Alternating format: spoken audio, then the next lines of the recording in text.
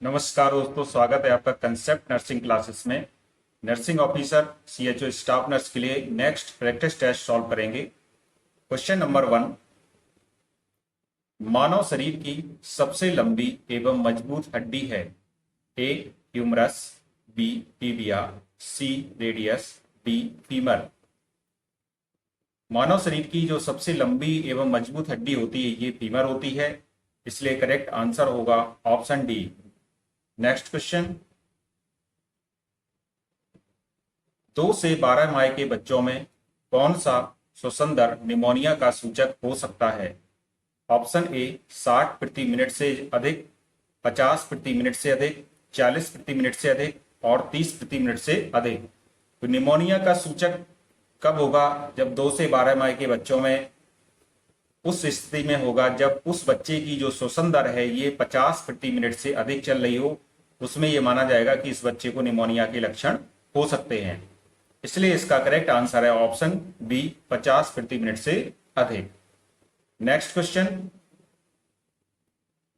Acid fast bacilli को देखने के लिए किस अभिरंजन विधि का प्रयोग किया जाता है? ऑप्शन ए ग्राम अभिरंजन, बी पॉन्डर्स अभिरंजन, सी जील नेल्सन अभिरंजन, डी अल्बर्ट अभिरंजन। जो एसिड फास्ट बेसिलाई होता है इसको AFB बोला जाता है। इसको देखने के लिए जो स्टेनिंग मेथड का यूज किया जाता है उसको कहते हैं जील नेल्सन मेथड, इसलिए इसका करेक्ट आंसर है ऑप्शन सी, जील नेल्सन अभिरंजन। नेक्स्ट क्वेश्चन, हेपेटाइटिस बी का टीका किस रूट से लगाया जाता है? ऑप्शन ए मुंह से, बी त्वचा से, सी त्वचा के नीचे, डी मांसपेशी में। यहां पर जो हेपेटाइटिस बी का टीका दिया गया है ये इंट्रामस्कुलर रूट से लगाया जाता है, इसलिए करेक्ट आंसर है ऑप्शन डी, मांसपेशी में। नेक्स्ट क्वेश्चन, प्रसव के समय पूर्ण सर्वाइकल डायलेशन किसको कहते हैं? 4 सेंटीमीटर, 8 सेंटीमीटर, 10 सेंटीमीटर या 12 सेंटीमीटर। यहां पर ये जब सर्विक्स होती है तो जब सर्विक्स पूरी तरह खुलती है तो कितना पूर्ण सर्वाइकल डायलेशन होता है, कंप्लीट सर्वाइकल डायलेशन किसको, कितने तक सेंटीमीटर तक इसका डायलेट होना माना जाएगा? तो ये माना जाता है 10 सेंटीमीटर तक डायलेट होना कंप्लीट सर्वाइकल डायलेशन माना जाता है, इसलिए इसका करेक्ट आंसर है option C, 10 centimetre. Next question, मां के स्तन में दूध बनने के लिए कौन सा हार्मोन आवश्यक होता है? FSH, ADH, ऑक्सीटोसिन और प्रोलैक्टिन। देखिए, जब भी मिल्क प्रोडक्शन की बात आए तो मिल्क प्रोडक्शन के लिए जो आवश्यक हार्मोन होता है ये प्रोलैक्टिन होता है, इसलिए करेक्ट आंसर है ऑप्शन डी। और मिल्क इजेक्शन की बात आती है तो मिल्क इजेक्शन के लिए ऑक्सीटोसिन होता है। इससे संबंधित जो आंसर होगा, यदि यहाँ पर इजेक्शन दिया होता, उसका श्रावण को उत्प्रेरित करने वाला हार्मोन दिया जाता, तो यहाँ पर करेक्ट आंसर ऑप्शन सी होता। नेक्स्ट क्वेश्चन की ओर चलेंगे। मनुष्य के भौतिक, सामाजिक व सांस्कृतिक इतिहास के अध्ययन को कहते हैं? Option A social science, option B anthropology, option C acculturation, option D sociology. इसका जो ह्यूमन का physical, social and cultural history का जो एक स्टडी होती है, इसको हम लोग एक विज्ञान की एक स्पेशल शाखा में अध्ययन करते हैं, इसको कहा जाता है एंथ्रोपोलॉजी, इसलिए यहां पर करेक्ट आंसर है ऑप्शन बी। नेक्स्ट क्वेश्चन, निम्न में से कौन सा संकेत किसी व्यक्ति में एड्स का सूचक हो सकता है? ऑप्शन ए CD4 कोशिकाओं की संख्या 1000 प्रति क्यूबिक ml से कम होना, बी CD4 कोशिकाओं की संख्या 800 प्रति क्यूबिक ml से कम होना, सी CD4 कोशिकाओं की संख्या 400 प्रति क्यूबिक ml से कम होना, डी CD4 कोशिकाओं की संख्या 200 प्रति क्यूबिक ml से कम होना। देखिए, सबसे पहले किसी व्यक्ति में जब HIV का इन्फेक्शन होता है तो ये इन्फेक्शन इनिशियल माना जाता है। HIV आगे चल करके बहुत प्रकार की बीमारियों का एक समूह बन जाता है, इसको हम लोग क्या बोलते हैं, एड्स बोलते हैं। तो एड्स एक बीमारी नहीं है बल्कि बीमारियों का एक समूह होता है, जो इसका फुल फॉर्म होता है एक्वायर्ड इम्यूनोडिफिशियेंसी सिंड्रोम। और इसमें जो CD4 काउंट्स होता है ये गिर जाता है, कम हो जाता है, इसलिए इसका करेक्ट आंसर होगा ऑप्शन डी। CD4 कोशिकाओं की संख्या जब 200 प्रति क्यूबिक ml से कम हो तो ये सूचक होता है कि व्यक्ति में एड्स हो सकता है। नेक्स्ट क्वेश्चन, गर्भावस्था में गर्भ स्पंदन अतिशीघ्र, जिसको कि क्विकनिंग बोला जाता है, कब महसूस होता है? ऑप्शन ए 12 सप्ताह, 14 सप्ताह, 16 सप्ताह और 18 सप्ताह। देखिए, जो क्विकनिंग की घटना होती है ये 16 सप्ताह में होती है, इसलिए यहां पर करेक्ट आंसर होगा ऑप्शन सी। नेक्स्ट क्वेश्चन होगा, प्रथम दो निचले कृंतक दांत सामान्यतः किस समय पर निकलते हैं? ऑप्शन ए 2 से 3 माह पर, बी 6 से 8 माह पर, सी 10 से 12 माह पर, डी 1 से 2 साल के बीच। तो जो सबसे पहले बच्चे में कृंतक दांत निकलते हैं, तो दो निचले कृंतक दांत होते हैं, ये सामान्यतः 6 से 8 माह पर निकलते हैं, इसलिए यहां पर करेक्ट आंसर है option B. Next question, unreversed hypovolemic shock progresses to which of the following types of shock? अपरिवर्तित हाइपोवॉल्यूमिक शॉक निम्न प्रकार के सदमे में से किस ओर आगे जाता है? A anaphylactic shock, B cardiogenic shock, C septic shock, D neurogenic shock.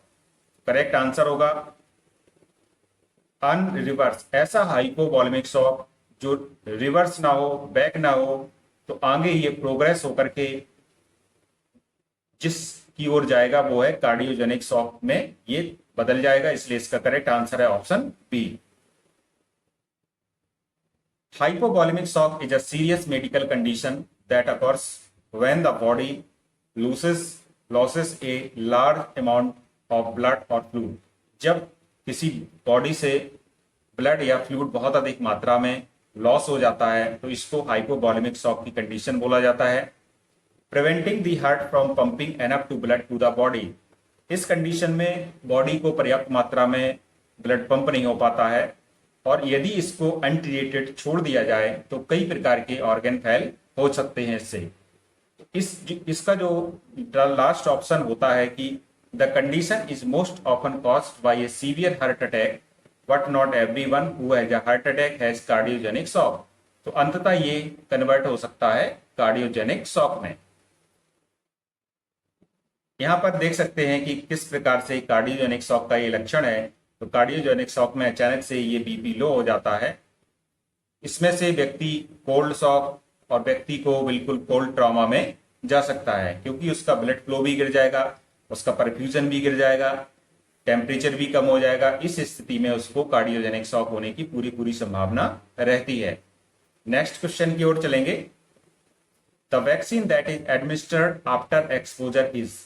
टीका जिसे अनावरण के बाद दिया जाता है। एक्सपोजर मीन्स होता है कि जैसे कि कोई बीमारी का वायरस आपके अंदर इंजेक्ट हो जाए तो उसके बाद ये टीका दिया जाए, तो उसको कौन सा इसमें वैक्सीन है जो कि एक्सपोजर के बाद देंगे? Measles, typhoid, mumps, rabies. तो देखा होगा आपने, जिन भी व्यक्तियों को रेबीज या जो भी जानवर होते हैं जैसे कि कुत्ते, बिल्ली, खरगोश नहीं होता इसमें, कुत्ता बिल्ली होता है और बंदर होता है, जब ये किसी व्यक्ति को काट लेते हैं तो उससे उन्हें रेबीज होने की संभावना हो जाती है, रेबीज होने की पूरी संभावना रहती है, जिससे बचाव के लिए रेबीज के इंजेक्शन लगवा लेना चाहिए। इसलिए यहां पर करेक्ट आंसर है option D, rabies. Next question की ओर चलेंगे। The complications that are associated with poor nutrition and growth restriction in postnatal life is a newborn include। नवजात शिशु में जन्म के बाद के जीवन में निर्बल पोषण और विकास प्रतिबंध से जुड़ी जटिलताओं में शामिल हैं। Option A stunting, option B wasting, option C adverse neuro development outcome, option D all of above. ऐसे नवजात शिशु में जो जन्म के बाद होता है, जिनमें पोषण बहुत कम होता है और विकास भी अधिक नहीं हो पाता है, उससे जुड़ी जो भी जटिलताएं होती हैं ये सभी होती हैं। स्टंटिंग भी है, वास्टिंग भी है, एडवर्स न्यूरो डेवलपमेंट आउटकम्स भी हैं। ऐसे बच्चों का मानसिक विकास भी अवरुद्ध हो जाता है, ऐसे बच्चे बौने होते हैं और ऐसे बच्चों का वजन भी कम होता है। तो इसलिए यहाँ पर जो सभी ऑप्शन सही हो गए, इसलिए करेक्ट आंसर है ऑप्शन बी। नेक्स्ट क्वेश्चन की ओर चलेंगे। लाल रक्त कोशिकाओं का औसत जीवन काल कितने दिन का होता है? 80 दिन, 100 दिन, 120 दिन और 150 दिन। आरबीसी की जब भी जीवन काल की बात की जाए तो इसका जीवन काल 120 दिन होता है, इसलिए यहां पर करेक्ट आंसर होगा ऑप्शन सी। नेक्स्ट क्वेश्चन, बच्चे के जन्म के बाद गर्भनाल के नाभि शिरा के बंद होने से क्या बनता है? नाभि शिरा मीन्स होता है अम्बिलिकल वेन, तो अम्बिलिकल वेन के बंद होने से लिगामेंटम टेरेस बनता है, इसलिए यहां पर करेक्ट आंसर होगा ऑप्शन ए। अम्बिलिकल वेन, जब अम्बिलिकल वेन ये बंद हो जाती है तो इससे ये जो चेंज होती है ये किसमें चेंज होती है? लिगामेंटम टेरेस में, इसलिए यहां पर करेक्ट आंसर है ऑप्शन ए। नेक्स्ट क्वेश्चन की ओर चलेंगे। ऑपरेशन कक्ष के फर्श पर बिखरे खून को पहुंचने के लिए किस घोल का प्रयोग करना चाहिए? Option A Cidex, option B sodium hypochloride, option C formalin, option D Savlon.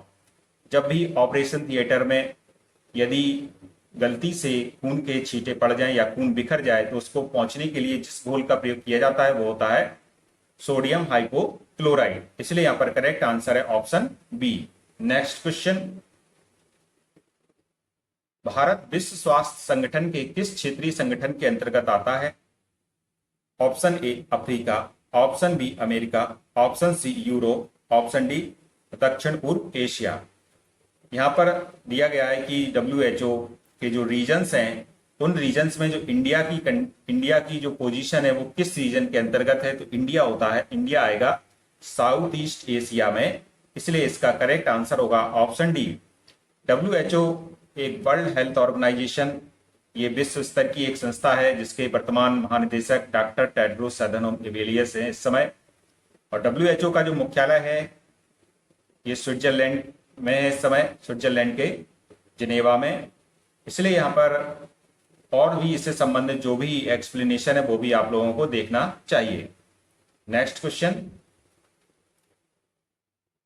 Eclampsia के प्रबंधन के लिए सबसे सटीक दवा कौन सी है? Diazepam, magnesium sulphate, Epsolin, लेवेटालॉल।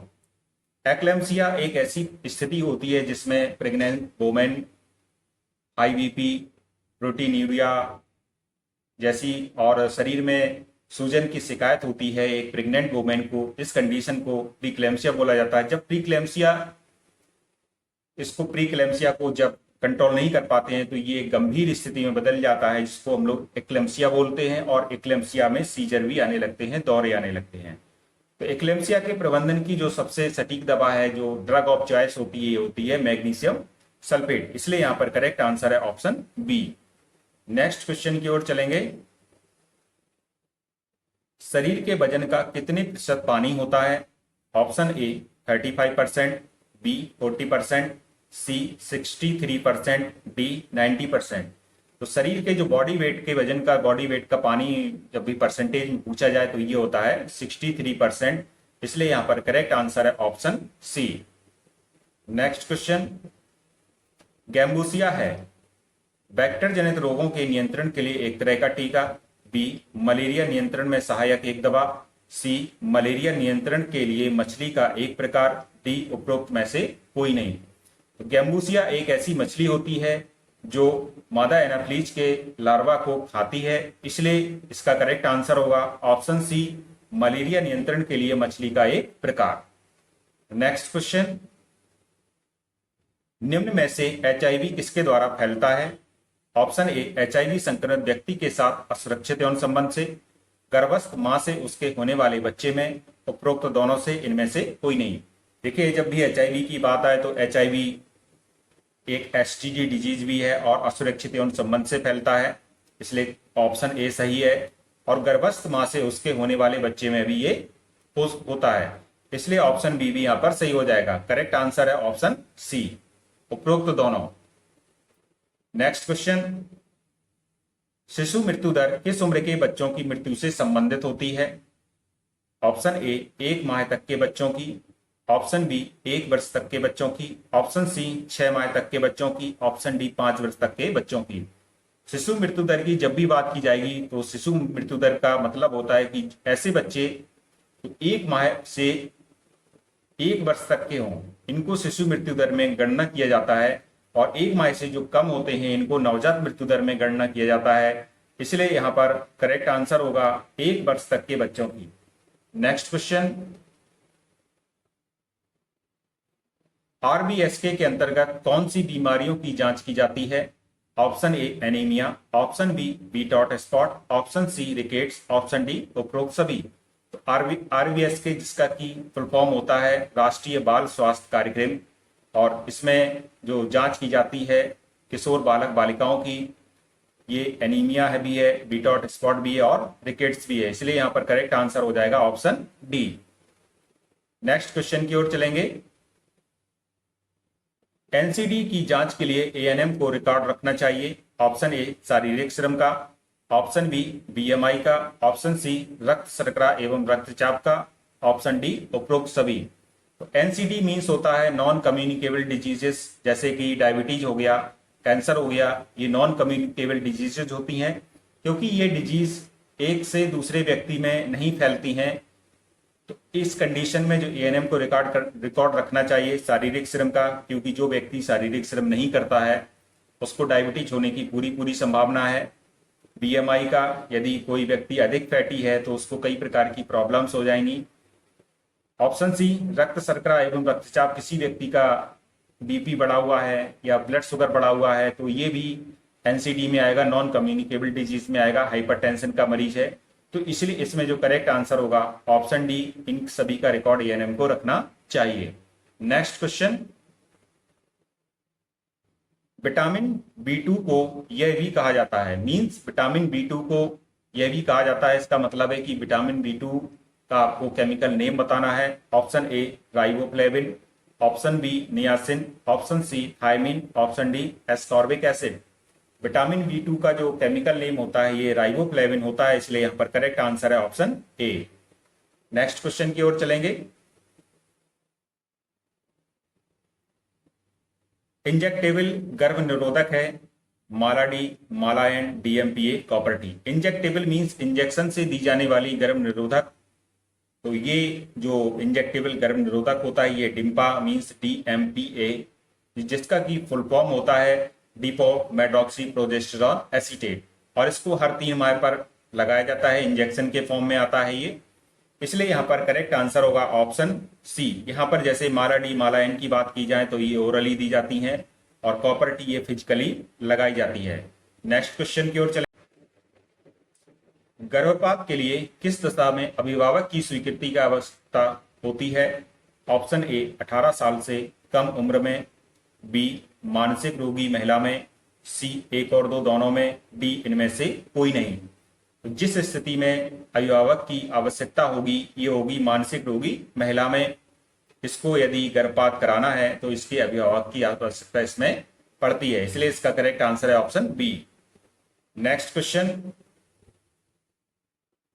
गर्भावस्था के दौरान डायबिटीज को नापने के लिए काम आने वाला यंत्र है ग्लूकोमीटर, हीमोग्लोबिनोमीटर, टोनोमीटर, फोटोमीटर। देखिए यहां पर जो गर्भावस्था हो या कोई भी अवस्था हो, नॉर्मल कंडीशन में भी ग्लूकोमीटर से blood glucose sugar level check करते हैं, इसलिए यहां पर करेक्ट आंसर है option A glucometer. Next question की ओर चलेंगे। निम्न में से कौन सा निमोनिया का क्लिनिकल फीचर्स नहीं है? ऑप्शन ए तापमान, बी साइनोसिस, सी ब्रेडिपनिया, डी प्लूरिटिक पेन।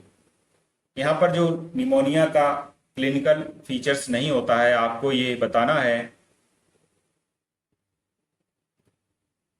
निमोनिया की कंडीशन में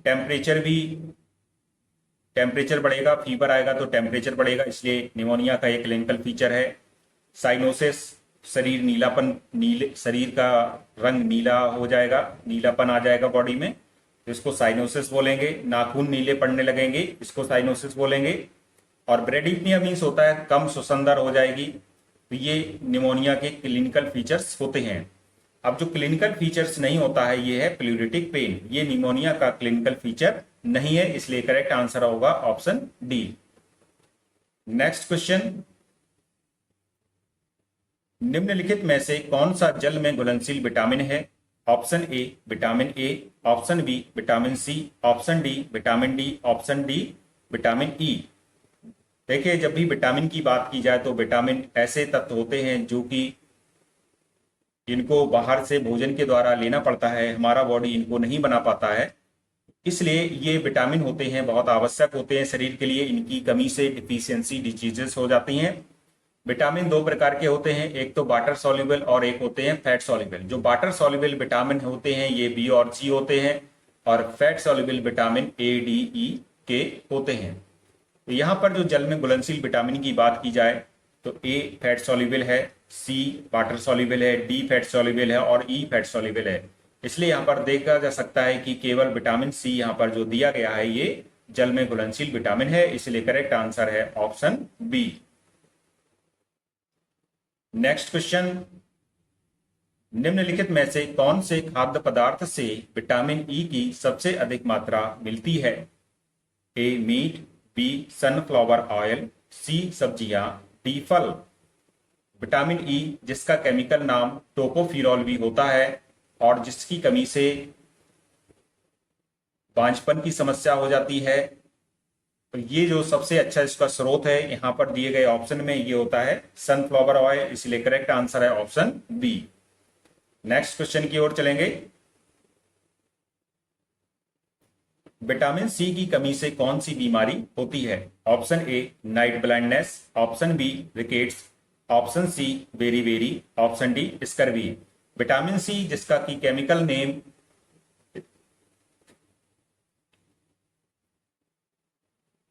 एस्कॉर्बिक एसिड होता है और इसकी कमी से जो बीमारी होती है स्कर्वी होती है, इसलिए यहां पर करेक्ट आंसर है option D. Next question,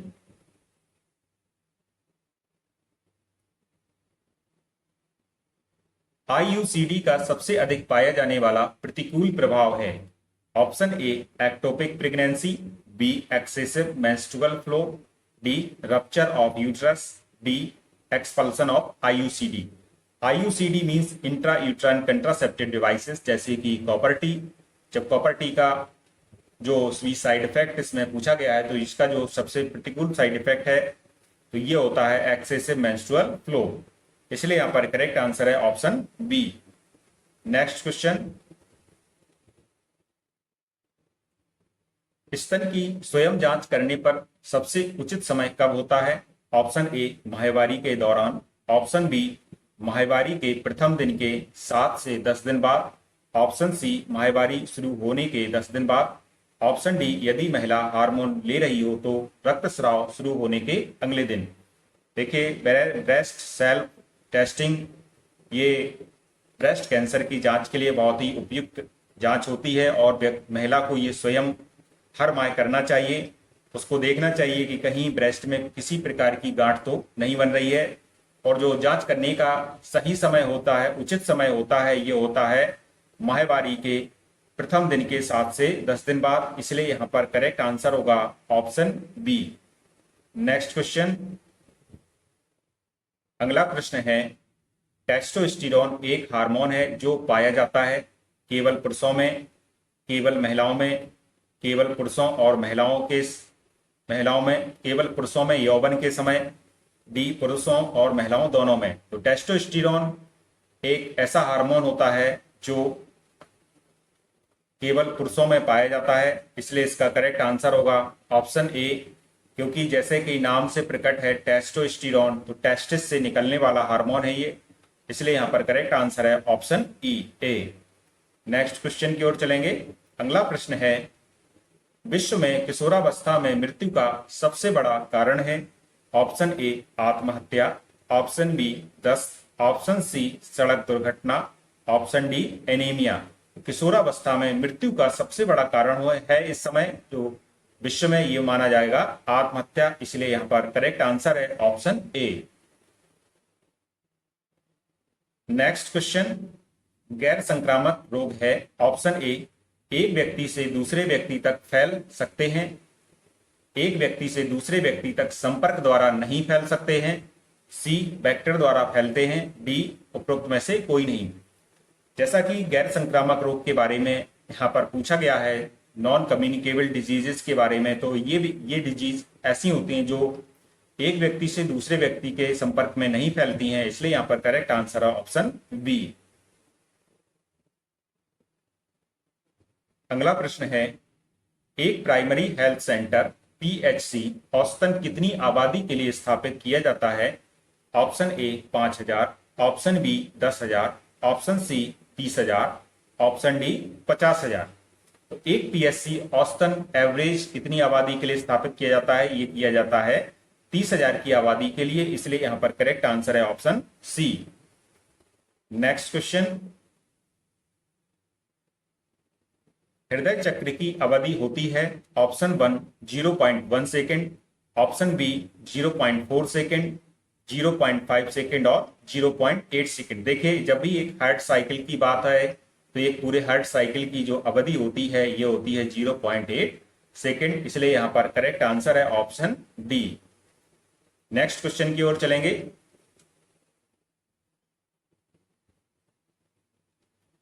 cardiac output प्रति मिनट समान स्थिति में होता है? Option A 5 litre, option B 10 litre, option C 1 litre, option D 20 litre. तो कार्डियक आउटपुट मींस होता है stroke volume into heart rate. अब स्ट्रोक वॉल्यूम 70 ml होता है और हार्ट रेट नॉर्मल 72 होती है। जब इसका गुणा करेंगे तो लगभग इतना आता है, ये इक्वल है लगभग 5 लीटर के, इसलिए यहां पर करेक्ट आंसर है option A 5 litre. Next question, निम्न में से कौन सी आर्टरी मस्तिष्क व गर्दन को ब्लड सप्लाई करती है? Option A jugular, option B brachial, option C carotid, option D iliac. तो यहां पर एक ऐसी आर्टरी का नाम बताना है जो ब्रेन और गर्दन को, नेक को ब्लड सप्लाई करती है। तो ये इस प्रकार की जो आर्टरी है ये है कैरोटिड आर्टरी, इसलिए यहां पर करेक्ट आंसर है ऑप्शन बी। नेक्स्ट क्वेश्चन की ओर चलेंगे।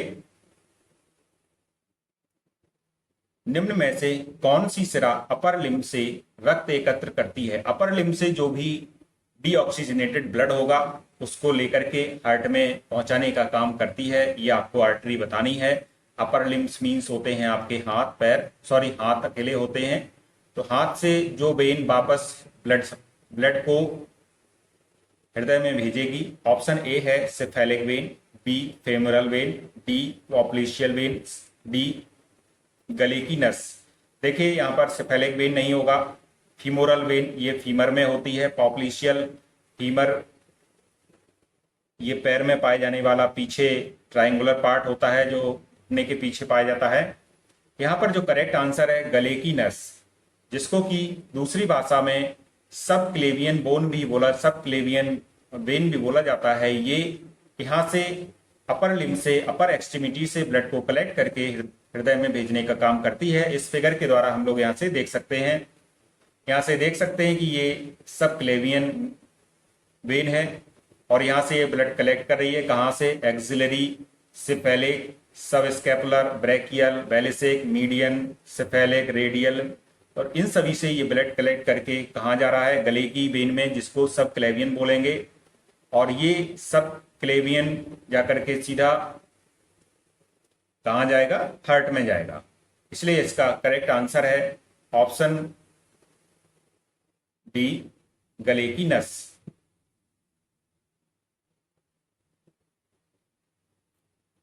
नेक्स्ट क्वेश्चन है, सामान्य अवस्था में स्ट्रोक वॉल्यूम होता है? Option A 50 millilitre, option B 70 millilitre, option C 300 millilitre, option D 100 millilitre.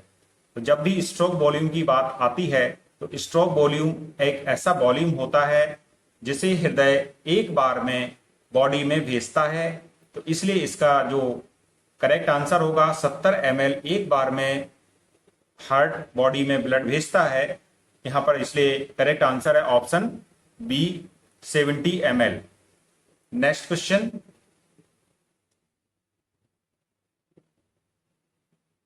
Heart beat and pulse में क्या अंतर होता है? ऑप्शन ए हार्ट बीट दोनों एक ही हैं, कोई अंतर नहीं है। बी हार्ट बीट हमेशा पल्स रेट से ज्यादा होती है। सी पल्स रेट हमेशा हार्ट रेट से ज्यादा होती है। डी हार्ट रेट सामान्यतः पल्स रेट के समान होती है, पर कुछ विशेष परिस्थितियों में हार्ट रेट पल्स रेट से ज्यादा हो सकती है। देखिए जब भी हार्ट बीट और पल्स रेट में अंतर की बात करना हो तो हमेशा अधिक कंडीशन में तो ये समान ही होती हैं, लेकिन कुछ ऐसी स्पेशल कंडीशंस आ जाती हैं जिसमें कि हार्ट रेट पल्स रेट से अधिक होती है। इसलिए यहां का करेक्ट आंसर है ऑप्शन डी। नेक्स्ट क्वेश्चन,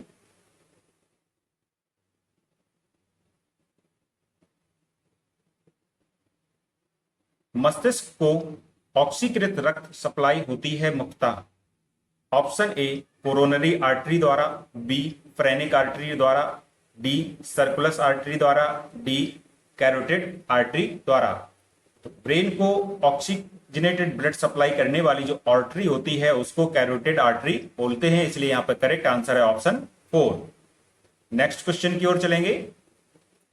हृदय स्थित होता है ऑप्शन ए पहली पसली से नौवीं पसली तक, बी दूसरी पसली से नौवीं पसली तक, सी दूसरी पसली से 5 इंटरकॉस्टल स्पेस तक, और चौथा डी ऑप्शन है फोर्थ पसली से 12वीं पसली तक। देखिए यहां पर एक फिगर के द्वारा जैसे कि दिया गया है, ये जो हार्ट की जब पोजीशन को पता करना हो कहां पर स्थित होता है, तो यहां पर ये स्थित होता है दूसरी पसली से, और ये जाता है 5वीं पसली के इंटरकॉस्टल स्पेस तक।